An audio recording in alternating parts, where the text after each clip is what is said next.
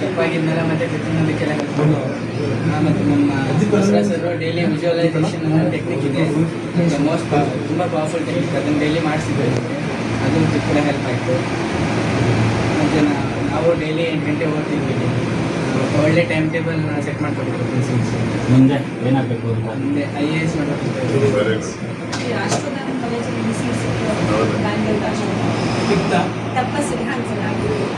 ಒಂದು ನಮ್ಮ ಕೇಶವನ ಬಗ್ಗೆ ಹೇಳೋದಾದರೆ, ಬಡ ಕುಟುಂಬದಲ್ಲಿ ಹುಟ್ಟು ಸಹ ಅಂದರೆ ಮನಸ್ಸಿದ್ದರೆ ಮಾರ್ಗ ನದಿ ತೋರ್ತನ್ನ ಮಾತು ತೋರಿಸ್ದಂಗೆ ಮನೆ ಪರಿಸ್ಥಿತಿ ಏನೇ ಇದ್ರೂ ಕೂಡ ಹಠ ಹಿಡ್ಕೊಂಡು ಸಾಧನೆ ಮಾಡಬೇಕು ಅಂತೇಳಿ ಒಂದು ತಂದೆ ತಾಯಂದ್ರ ಆಶೀರ್ವಾದ ಮತ್ತು ನಮ್ಮ ಎಲ್ಲ ಅಧ್ಯಾಪಕರು ಪ್ರಾಂಶುಪಾಲರು ಇದ್ದಾರೆ, ಎಲ್ಲರೂ ಶ್ರಮನೂ ಕೂಡ ಇದರಲ್ಲಿ ಮನೇಲಿ ಏನೇ ಸಮಸ್ಯೆ ಇದ್ರೂ ಕೂಡ ಒಂದು ಸಾಧನೆ ಮಾಡಲೇಬೇಕು ಅಂತೇಳಿ ನಾವೊಂದು ಮಾತಾಡ್ತಿರ್ತೇವೆ.